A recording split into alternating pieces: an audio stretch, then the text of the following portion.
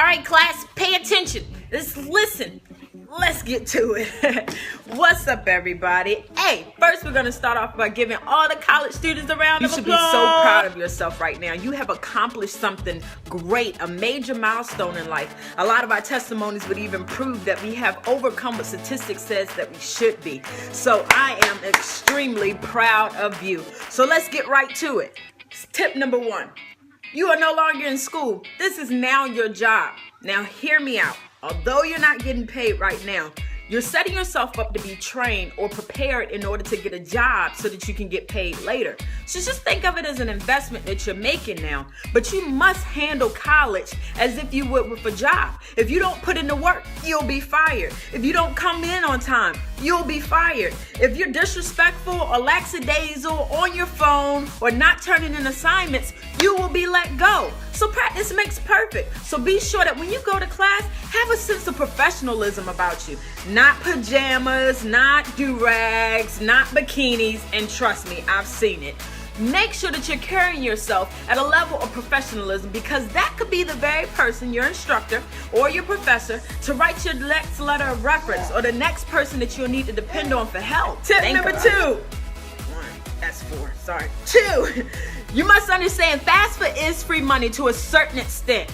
Listen, grants is money that you don't have to pay back, and whether it's in a form of a Pell Grant or whatever grants is available in your area. But loans is money that you are borrowing to take care of your expenses for college at this present time, which means later on you're going to have to pay it back, and interest is accruing on those particular loans. So when you think that you're getting big bucks or you're rolling and want to go out and buy shoes and clothes and splurge on this refund check that you get during the semester, it's important that you realize that if it's a loan, that's just leftover money from your loan, and you're going to have to pay it back later. Now, grant you, there's a lot of people that have to pay for their housing, that has to pay for food, car payments, and things of that nature. But just use wisdom in knowing the difference between necessities and accessories. So necessities are things that's necessary in order for you to survive, but accessories are things that we have to glitz and glam and to add to. And those accessories are not necessary in order to be in school, but the major expenses such as food or taking care of your car payments is vitally important. As soon as you walk across stage, graduation day, Sally Mae's gonna be there to greet you at the end of the stage, to slap you and remind you, hey, remember me? You owe me money. So make sure you take the opportunity for that refund check to possibly go to those loans if you don't need the money to take care of bills. Think about it. Listen, professors or instructors, keep in mind instructors are for community college settings, professors are for university settings. You want to make sure that you learn your learning styles, because they are not obligated to teach you according to your learning styles. There are 3 types of learning styles, sir. You have your auditory, which is what you're doing right now. Listen to what I'm talking about. Hopefully you are. 2 is your visual. Those are the things that you see, such as reading the text, PowerPoint presentations. And then there's kinesthetics, which is hands-on. That's getting in the dirty and getting used to it and seeing what it feels like. Your instructor or professor is not necessarily going to teach you according to that. So it's your responsibility to go the extra mile to teach yourself according to your learning style. Number 4.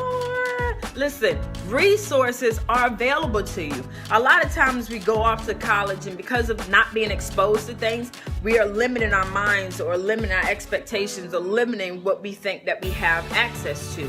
It's important that we realize that resources are available. This is an opportunity for you to search your campus and find different things, whether it's tutoring services, whether it's counseling. And yes, I did say counseling. Although a lot of people say, I don't go to counseling because that means that I'm acknowledging I have a problem.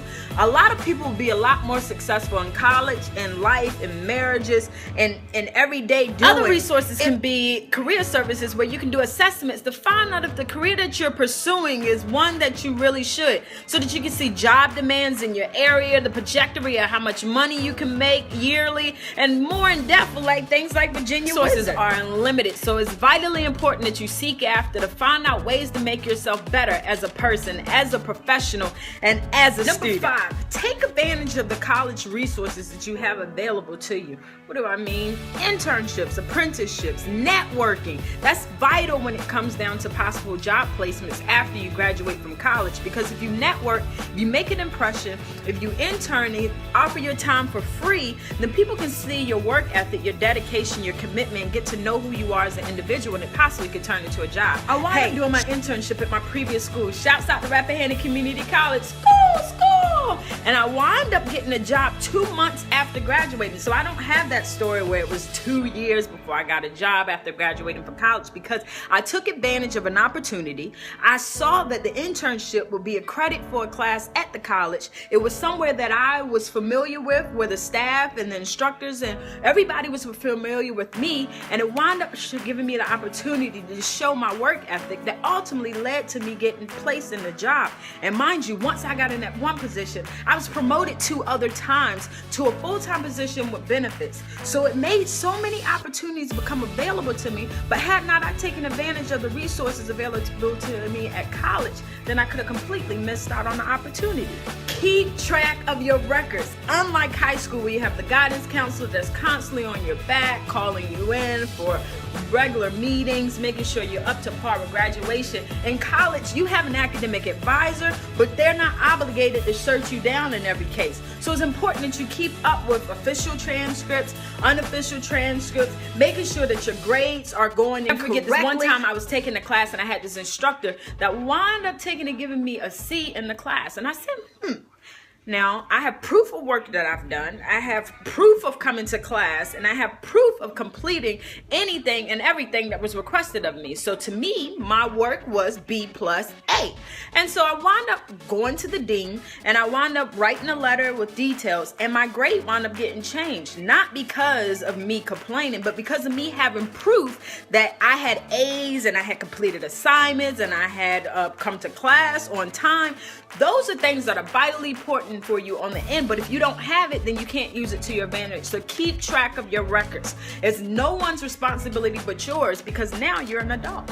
Instructors and professors can come off as though, they're up here, you're down here, so be it. But the truth of the matter is that you do have a voice.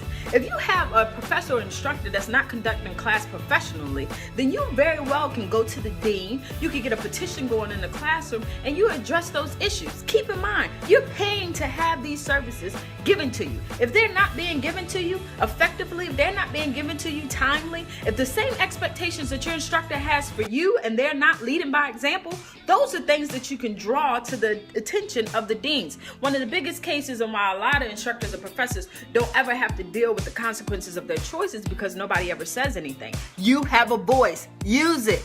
Listen, books are expensive, but you can flip them. Keep in mind, every class does not require a book. That's why it's important to take and go to class the first day and find out what the requirements are of the instructor. Secondly, do not open the book unless you need to. A lot of times when it comes down to the bookstores that are outsourced, not a part of the school in some cases, they will not take the book and give you a full refund if the plastic saran wrap, all that nice glitz and glamour that it makes the book look, is not intact. So make sure you don't open it unless you need it.